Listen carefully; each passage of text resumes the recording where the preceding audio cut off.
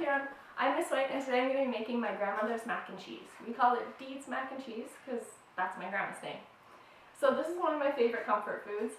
It's not healthy, but it's delicious, so it doesn't matter. Right now I really miss my family. They're pretty far away. So this is my way of dealing with that and getting some really good comfort food in the end. So we're going to look at the recipe, okay? And the first step, I'll post a picture of this. The first step is to boil some pasta, make some macaroni. Okay, so if you don't know how to make pasta, this might not be the recipe for you, or it's the perfect time for you to learn how to make pasta. So the instructions are usually in the back of the bag. You can check that out. So I have my 3 cups of pasta. I have my water almost boiling. I've added a little bit of salt and a little bit of oil. That's because I'm making the pasta ahead of time and it'll stop it from sticking too much. So now I just wait for the pasta to boil. The water. Waiting for the water to boil. Okay, so my pasta's done boiling. It's probably a little bit overdone. I got a bit distracted grating the cheese. So we're going to strain it. I have a strainer already in the sink that I can pour it into.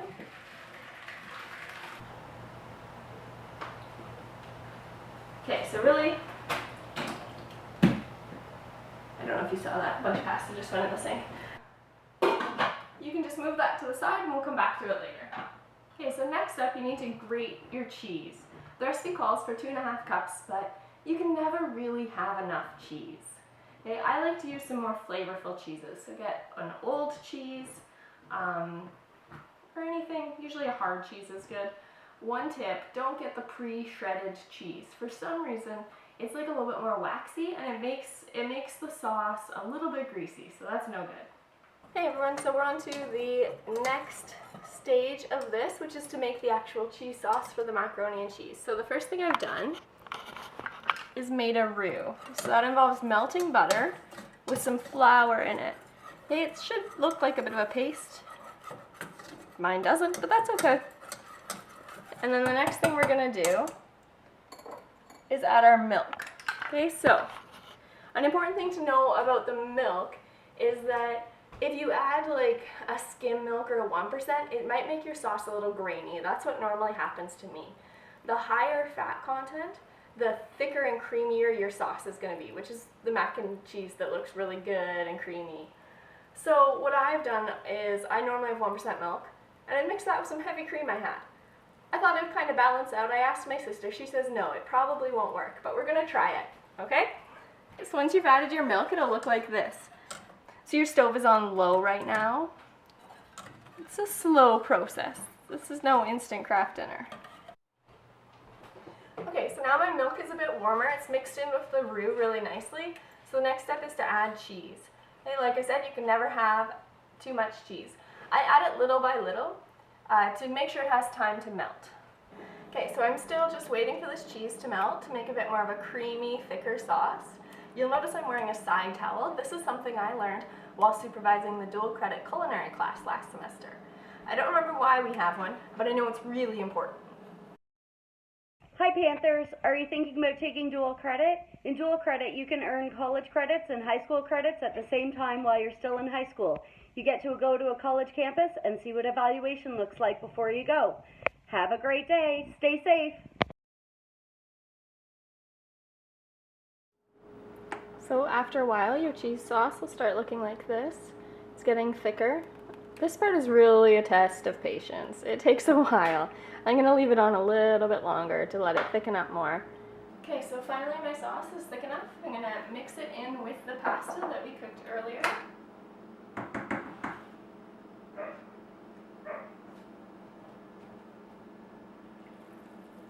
It might seem like there's a lot of sauce, that's okay. You're going to put this in the oven later and it's going to dry it out a bit. So it's good to have it be a little bit liquidy. So we're not done yet, but this is usually where I take a bit of a bowl fill out to eat just because it tastes and looks so good. Now that it's really well mixed together, we can pour it into our dishes. I just use normal casserole style dishes that I've sprayed with some cooking oil to make sure it doesn't stick.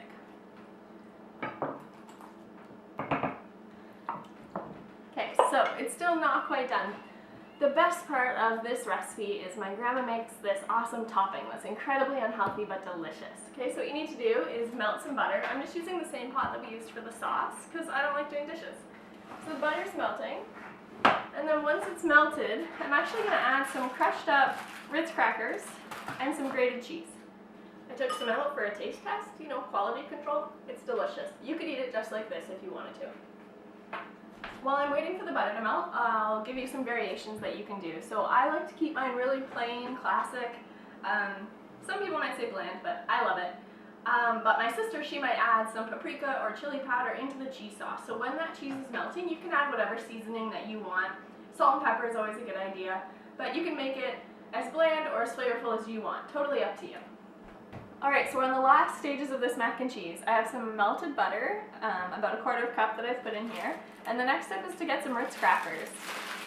And you just crush them up into the butter. About 1.5 sleeves of Ritz crackers is good if you get the kind that come in sleeves. And I know this seems weird, but it tastes amazing. I probably should have asked my grandmother. I don't know if this is a secret part of the secret recipe, but it doesn't really form a paste or come together at all. It's just kind of there.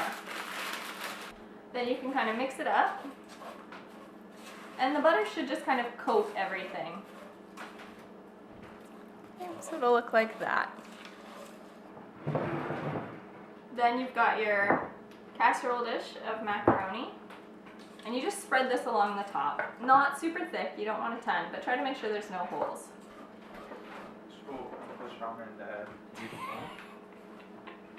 Oh, I'm sorry. It's totally okay, I'll cut it out. It's totally fine. It's just me putting stuff on top. What was the question? Alright, so that's it. Your macaroni will look like this. You can cook it in the oven at 350. You can do it right away for 30 minutes. Or cover it with tin foil. You can put it in the fridge and cook it later. That would be for about 45 minutes. Or you can even freeze these. And then you'll cook it for 45 minutes to an hour. Just test the middle. Cook it till it's hot. And yeah, they freeze really well. They last forever and they're delicious. I'm not going to make these because I'm giving them away to my neighbors. But I hope you make some, and I would love to see pictures of your completed macaroni and cheese.